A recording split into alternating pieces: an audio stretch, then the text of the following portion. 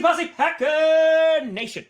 Welcome to another episode of Packcast, the podcast where you don't have to be a Packers fan, but it sure does help. I'm your host, Tomo. It's Seahawks week, Grossi, and today we're going to be breaking down Sunday's matchup between the Seattle Seahawks and the Green Bay Packers, a fierce rivalry that I feel like has been going on now for quite some time. And to help us break it all down, we got a very special guest, creator of his own YouTube channel, Mr. Steezy A. Smith, joining us from Hawaii. Steezy, buddy, thanks for being here. I appreciate it. Nah, thank you for having me on. Like he said, yeah, we are over here in Hawaii, so, excuse the shirt, but really happy to be on and really excited for this game. So thanks for having me on, brother. Buddy, you never have to excuse that shirt ever. That shirt is phenomenal. So, no. There's no apologies necessary. I appreciate you taking time away from the wonderful beaches and coming on Packcast, and we'll dive right into it. So, the Seahawks are one of those teams that are usually always contenders, right? You had these years where they're kind of having this amazing defense. They're like run-heavy football team. Russell Wilson comes in, lights it up, is doing amazing things. And you're kind of like always playoff contenders. And the way that last season ended, kind of going up against Jared Goff with, one less finger, kind of like what was your reaction to that heading into last season, like making the playoffs and then facing a divisional rival in the wild card round and then to like make that kind of exit? To me, it was a very disappointing end to the season. And when I said that, I had a lot of people coming for me. I had a lot of people telling me, oh, you're such a young Seattle fan that you weren't there during the 90s when we were winning 2 games, 3 games. And so to a lot of people, making the playoffs is enough. And I understand I haven't been around, since the 90s and whatnot. But ever since I've been a fan of the Seattle Seahawks, expectations and the standards have always been high. And for me, expectations has always been, Super Bowl or NFC Championship, at least the NFC divisional round. And so for Seattle to get upset at home, even though they were the division winners, even though we had just beat the Rams a couple weeks prior, to me, that was a very disappointing way to end the season. And it wasn't just the fact that we lost in the first round. It was in the fashion that we lost. We lost to a backup quarterback named John Wolford. And the offense couldn't get going. Wolford, he actually completed and had just as many yards as Russell Wilson up until I think it was the fourth quarter of the game. And their statistics, didn't defer all that much come the end of the game. And so for me, it was very disappointing. And despite being the division winners, we didn't put up much resistance. And so I hated how the season ended, and I just couldn't wait for the next one to start. Well, that's the thing, too. Like, you guys had, like, such an interesting season because, like, that season started with let Russ cook, right? It was everywhere. And the entire story was Russell Wilson's never gotten an MVP vote, and he comes out and he's just lighting everybody up, right? He's playing phenomenal. You're like, wow, like early on, like he's a leading MVP contender. And then the offense like starts to sputter a little bit and the defense starts to pick up a little bit. And they kind of seems like they swap places. Can you like provide from a fan's perspective, because there's the outsider perspective, like what happened in that one, maybe there wasn't like getting on the same page, or 2, like what forced Wilson to kind of like slow down? Was it kind of Pete Carroll wanting to do that run heavy offense? Was it kind of just defenses figuring it out? I think it's definitely a combination of both. More so, Pete wanted to run things his way just because he has so much autonomy, not over just the defense, but also the offense. And so Russell Wilson, yes, he was on fire. Yes, he was cooking. Yes, Seattle had a torrid start to the season. But when you watch some of those games against the Bills in Buffalo, against the Rams in L.A., Russ had 4 turnovers against Buffalo, 2 picks, 2 fumbles, and then against L.A., he had 2 interceptions. And so I think once Pete Carroll saw that, he saw the fashion how we were losing football games. He was like, you know what, it's time to rein it in a little bit. And I've been on record saying this, but for me, I kind of looked at it as if Pete Carroll was taking the keys away from the Ferrari and putting the training wheels back on. And so not only that, but he decided to focus on defense, decided to get back to the running game. And he saw the turnovers and he was like, you know what, let's go back to our bread and butter. And this is how we'll operate. And like you said, the defense was able to turn it around just a bit. But I'm not going to lie. I mean, the quality of competition or the lack of definitely helped in that regard. We were going up against, Colt McCoy-led Giants, Sure. Josh McCown led Eagles. Some of those offenses weren't very good. And so I definitely got to attribute some of the defense's success to the lack of quality competition. But I think those are the two factors: Pete Carroll wanting to rein it in, and Russell Wilson just turning the ball over too much. Because I think that there's some divide within the Seattle fan base, just from Seahawks fans that I've talked to. Like, there's some that are still like, hey, I'll follow Pete Carroll into the dark and like in whatever he wants. Like, he's brought us all this success, brought us a Super Bowl, etc. And then there's some that are looking at it and be like, you know what, maybe it's time, especially, and they were looking at last season, and you made the example of like taking the keys away from the Ferrari. Kind of what's your specific take on Pete Carroll? Like, is he still the guy to like lead this football team? Do you think that he can get over that hump of getting over the wild card or the divisional round and get you guys to another Super Bowl? See, the way I look at it is I don't think it should be that black and white, because I kind of stand somewhere in the middle. I look at Pete as, he's this guy that brought Seattle, to relevance. He's this guy that brought, Seattle's first Super Bowl. And he's done all these great things, but at the same time, it's kind of like, oh, has the game evolved him, or has the game passed him, or is he failing to, to adapt, to adjust, to evolve? And I kind of just look at it as if there's only one guy that could drive the boat. Right. And Russell Wilson and Pete Carroll, despite them making it seem as if they're on the same page, I don't think these guys have been on the same page for years now. Hence why Russell Wilson went out and listed 4 teams he would accept a trade to, despite not actually requesting the trade. Like, that was just weird. Yeah. And the way that Russell Wilson wants to operate, the way that he wants to play, obviously he cares about his legacy, he cares about his stats and whatnot. Pete Carroll still wants to ground and pound, and I just don't know of many head coaches that have the luxury of a top 5 quarterback, yet insist on going away from their top 5 quarterback. And so, to me, I've been on record saying this in a bunch of different episodes of mine. I just don't think these guys are on the same page. Even if Pete Carroll is to right the ship, even if we're to make the playoffs and make some sort of run, I just don't see this relationship lasting between the two. I think it's got to be one or the other. It got to be Russ or it got to be Pete. And to me, I could still be a fan that appreciates Pete Carroll's greatness, all the while saying that it's time for them to move on. Well, and it's funny because it's that age-old question, right? I mean, that's been going on for like Tom Brady and Bill Belichick. It's like, all right, who's more important? Is it the QB or is it the head coach? I mean, you even saw that in Green Bay with Mike McCarthy and Aaron Rodgers. And it was kind of like, all right, like, which one's more important? And the Packers were like, well, it's definitely Aaron Rodgers. So like, bye-bye Mike McCarthy. And, from your standpoint, because you transitioned perfectly into what I was going to talk about, your offseason for like a hot minute was the most, I don't want to say controversial, I say like the most hot button issue for like a good solid 5 minutes. Then there was Deshaun Watson, then there was Matthew Stafford, then there was Aaron Rodgers, then like every other quarterback decided to have issues. And you mentioned it, Russell Wilson coming out saying like, hey, we could talk about trades, maybe potentially like with these 4 teams, talking about how he wants O-lines and he's tired of being hit. Kind of what's your feeling going through that? Because you mentioned Russell being a top 5 QB, and he's definitely in that conversation. I mean, the guy can do amazing things. You're hearing this and you're like, oh crap, like, is this about to become like a split? Is this about to be a relationship that's no longer sustainable? Kind of what are your thoughts going into this offseason and hearing all the stuff that Wilson's coming out and saying? I was definitely a little worried. I did a lot of guest appearances on different shows and whatnot. And that was literally the only thing I talked about for, like you said, weeks on end. And, I never got tired of it. And I wasn't super worried. I kind of just looked at it as if, okay, look, Seattle has to make this move. Seattle has to do this. Seattle has to have this much success in the upcoming season. And then maybe this isn't something that we'll revisit, or maybe this is something that we'll kind of evaluate from a year-to-year basis. I didn't think that we made the best moves. We traded for a Gabe Jackson. We had a couple of draft picks in which we used on D. Eskridge, Trey Brown, and Stone Forsythe. But I kind of just looked at it as if, okay, let's do what we can to keep him happy now. And the only thing that'll really keep him in Seattle is the amount of success that we'll have. And so I kind of just looked at it as if, okay, if Seattle can make at least the NFC Championship, or if Seattle can at least, make a deep playoff run next season, then maybe Russ is safe. But right now, obviously, with the season having gone the way that it's gone, 3-5 going into week 10, obviously things aren't ideal right now. But I'm thinking that it's a situation that we will revisit come the end of the season. Sure.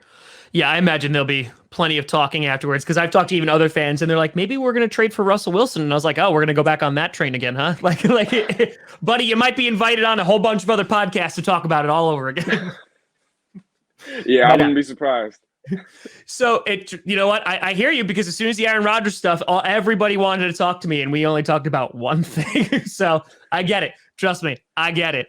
And heading into this season, I think a lot of people label the NFC West as the best division in football, in which you still have the Seahawks, with their high-powered offense and the defense maybe getting it together. The 49ers, they were going to come back after their entire team was on IR, including their stadium. The Cardinals made moves. And then, of course, the Rams, they're just like, what's a future draft pick? They're getting Matthew Stafford, and they're like going all in, right?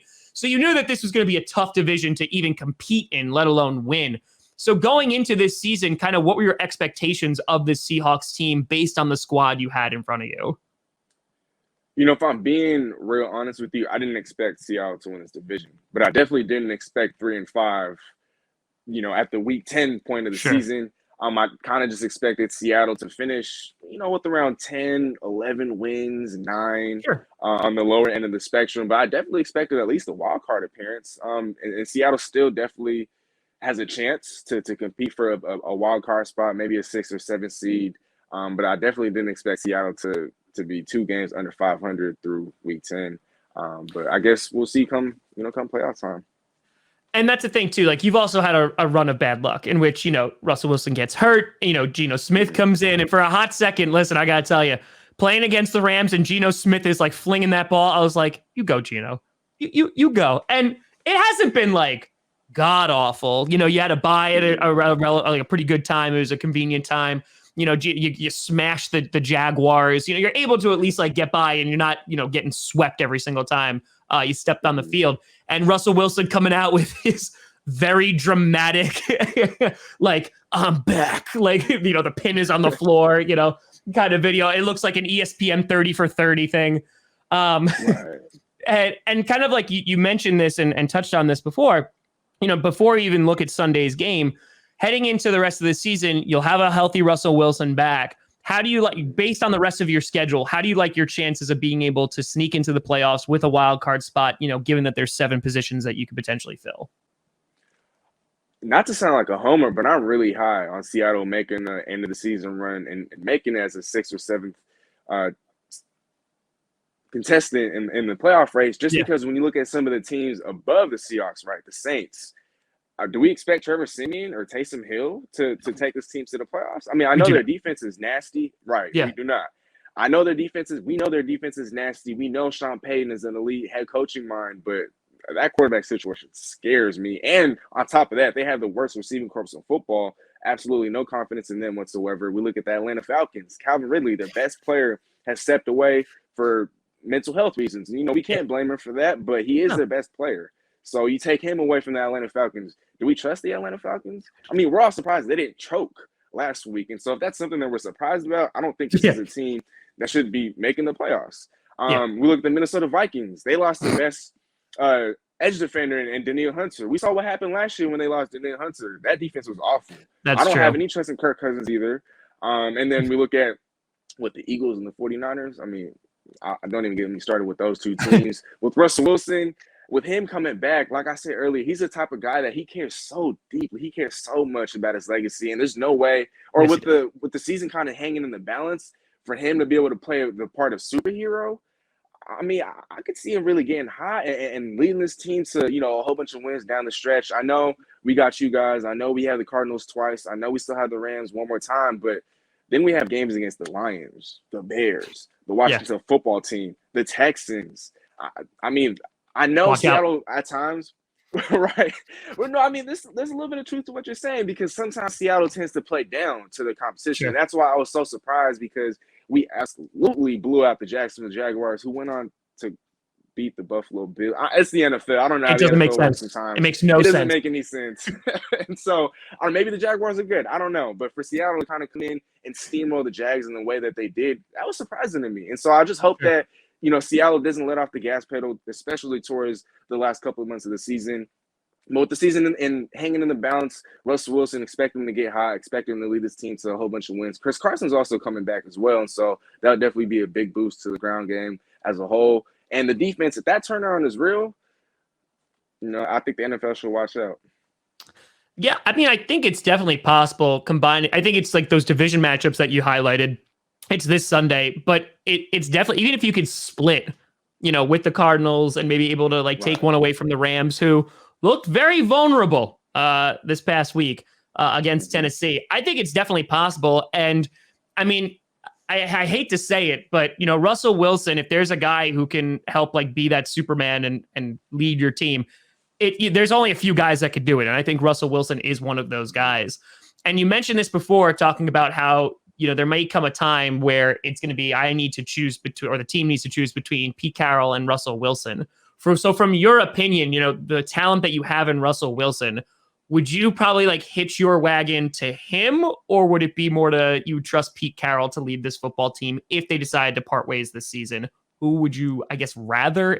Obviously neither, but who would you like rather part ways with? Man, I guess I'd rather part ways with Coach Pete. Like I said earlier, his continued insistence on favoring the ground game. I Sure, understand it. I respect it. I appreciate it, and I like what he brings to the table. But the type of personnel that's present on this football team, I think it's a team that should be more built off of its offense. It should be built off the passing game. I mean, we're talking about DK Metcalf, a top 10 yep, receiver in football. We're talking about Tyler Lockett, one of the NFL's most underrated receivers. We're talking about a top 5 quarterback and Russell Wilson. We're talking about a play caller and Shane Waldron, who came over from that Rams system, from that Sean McVay coaching tree. And so sure, why don't we utilize the personnel that's available to this football team? The offensive line is okay. The ground game, Chris Carson hasn't been able to stay healthy. The defense isn't elite. And so I don't see that the ingredients are there for a run-oriented football team. The desire might be there, but I don't see the ingredients or the sure, personnel being there. And with Russ Wilson, like we talked about, franchise quarterbacks don't grow on trees. Russ Wilson, exactly. he spends just about as much money on his body than LeBron James. I mean, they're up Yeah, there. They both spend upwards of $1 million on it's like their $1 million. body every Yeah, season. $1 million. And so with Russ Wilson being 31, 32, I could see another 10 years if I'm being realistic. Coach Pete Carroll, he's 70, going on 71. How much more time does he have? And I hate to be that guy that looks sure, at a sure, guy sure, who's a little older, but for being realistic, I mean, Russell Wilson obviously has so much more time ahead of him. I'd rather go sure. with Russ. And I hate to say it, but I'd rather part ways with Coach Pete. Because it's about windows, right? And I mean, Right. listen, we talked about it. Packers fans with Aaron Rodgers, Bears fans talk about with like that defense, and now you're talking about it with Russell Wilson. Is that like, listen, when you find a franchise QB, there is a window in which, hey, this is how long I'm going to be competitive for, and it gets more difficult, especially after that rookie deal, and you're throwing lots of money at these guys. And I think you're you hit the nail right on the head in talking about like you need to capitalize on that. You have pieces in here because like there will be a DK Metcalf extension that's going to be very sizable, that's going to happen after that rookie deal. And I think, building up that offensive line is where it's going to start, and where it's protecting that franchise QB. It's making sure that you're able to establish those running lanes. And the defense, yeah, I mean, it's not elite right now, and it hasn't been elite for like a bit now. So it's like, okay, well, let's take the weapons that we currently have on this team and make the most of it. Exactly. So, I mean, like, yeah, it makes logical sense. So I think it's a matter of, are we stuck in this kind of like traditional like idea of like what this identity is of this team? And maybe we need to get away from it, because maybe we need to actually look at practicality and like what we actually have on the squad. Yeah. Exactly. And the way I look at it is Coach P, he's kind of in over his head a little bit. He's kind of thinking to himself like, yo, I brought this franchise to relevance. Yo, I've brought a Super Bowl title here. I can keep doing what I'm doing and expect it to work, over and over and over again. Maybe he's in over his head. And I mean, I don't like to make accusations such as that, Sure, but sure, sure. that's kind of what it seems like. Yeah. So, I mean, you have an uphill battle a bit, to kind of get back into the standings, especially with the division. I think it'll be much easier to like clinch one of those wild card spots. And you look ahead to this Sunday. So we don't know if Aaron Rodgers is going to be back yet. Our left tackle, David Bakhtiari, got activated, but we don't know if he's going to play on Sunday. And obviously, it's a very different game if Aaron Rodgers plays. And your franchise and mine, we have some history, buddy. We have some history. I can honestly say that your franchise is responsible for my most angry moment as a Packer fan and my most depressing moment as a Packer fan. With the Fail Mary, which I have a picture, a signed picture of the Fail Mary that is in my bathroom. That is a true story. And on top of that, the NFC Championship game, which I was the most dejected I think I've ever been watching a football game. How do you feel about this rivalry? Because I feel like over the past few years, the Packers have been able to like steal some away, and kind of like get some wins. But how do you feel? Like, do you still see like there's an actual rivalry between our two franchises? What? Of course. Of course. I mean, we're talking about Russell Wilson and Aaron Rodgers, two top 3, top 4, top 5 guys ever since Russell Wilson came into the league. They've had so many battles. Usually, I think the home team has actually won the majority of these matchups in the last, decade or so. And so there's been a lot of games, especially a lot of great playoff matchups. And so definitely a matchup that I look at as a rivalry, and definitely a matchup that I look forward to every single time it's on the calendar. Yep. I'm just thinking about the championship game again. It's just playing again in my head. It's just, buddy, you'd have no idea. That was a day. That was a great day for you. Great day for you. But well, I mean, it wasn't always so bright. I think it was through the first 3.5 quarters. I was just like, oh my. Oh, God. I'm aware. I think I'm giving up. 5 minutes left in the game. I'm like, I'm going to the Super Bowl. And I was like, I'm not going to the Super Bowl anymore. Chris Pratt was happy though. But looking ahead to this Sunday, I'm assuming, and not, we don't know, but I'm assuming Aaron Rodgers is going to play. That guy's going to do everything that he possibly can to play. How do you see this game kind of panning out? What does the offense and the defense need to do in order to compete with an Aaron Rodgers-led Green Bay Packers? Wilson has struggled in Lambeau Field over the years. Yeah. So kind of how do you see this game playing out on Sunday? Man, I mean, kind of going back to what you said, Seattle hasn't won in Lambeau since 1999. And for that to change, a lot's going to have to happen. And I think it's going to have to start with, I know I kind of talked about shifting away from the ground game, but going into this game, I think there has to be a point of emphasis on running the football. Just because doing that's going to open up a lot of things in play action. It's going to open up things for Russell Wilson. I know Russell Wilson is elite. I know that he's one of the game's very best quarterbacks, but he hasn't played since October 7th. It's been more than a month since the last time he played. And so you don't want to throw him back into game action against an elite opponent like the Green Bay Packers. And then in his first game back, he's going to be slinging the rock 40, 50 plus times. No, take some of the pressure off Russell Wilson. You don't want any sort of chances of him aggravating that finger injury if there's even any chance of that happening. And so with the ground game, obviously, like I said, play action, it's going to help out Russ. It's going to help out the offensive line. It'll help to keep Aaron Rodgers on the sidelines. It'll help the defense. Just because time of possession just hasn't been in Seattle's favor all year long. Third down offense has been atrocious as well. I think when it comes to third down, let Russell Wilson handle third down, but first couple of downs, definitely first couple quarters of the game, run the football.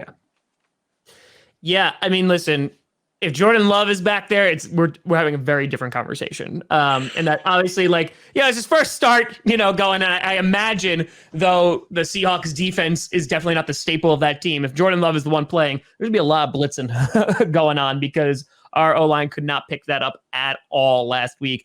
But it's funny because one of the under the radar things is how good that Packers defense is this year, missing key guys like Za'Darius, Jair Alexander. I mean, hell, we were missing Eric Stokes and Kenny Clark last week too. And they're still, holding the Chiefs to 13 points, and that's after turnovers and a whole 9 yards. So I'm curious to see what Joe Barry's going to have dialed up for Russell Wilson and the Seahawks. They're very familiar with each other. Joe Barry coming from the Rams. So I think it's going to be interesting to see what kind of game it's going to turn into, whether it's going to be if Aaron Rodgers is playing one of those high scoring games, or whether it's going to be one of those defensive battles in Lambeau. It's going to be a time, bud. Oh yeah, no doubt. I'm going to lost some words. I can't wait. Oh my God. It should be fun. It should be fun. But Steezy, I appreciate you taking the time. You coming, taking some time away from the beaches and coming on and talking some Packers Seahawks. Please tell the people where they can find you, all the things that you do. Yeah, again, my pleasure. Thank you so much for having me on. To everybody out there that's tuning in, that will tune in. Don't forget to show my guy here some love at Tom Grossi. Sorry if I'm saying that wrong. All social media platforms, primarily on YouTube. So be sure to show my guy some love. Last but not least, once you go do that, then you can find me primarily on YouTube at Steezy A Smith, as you guys can see in the handle down below. SteezyASmith. I'm also on Instagram, also on Twitter, not as often, but same handle there. And yeah, I don't just put out Seahawks content. I'm also a big NBA enthusiast. I also like to cover, other teams around the NFL, fantasy football, fantasy basketball, all that good stuff. So if any of that sounds interesting, definitely shoot me a follow. Awesome. There you go. Guys, make sure you check them out. Folks, appreciate you. Thank you so much for watching. I'm Tom Grossi. And as always, go Pack Go.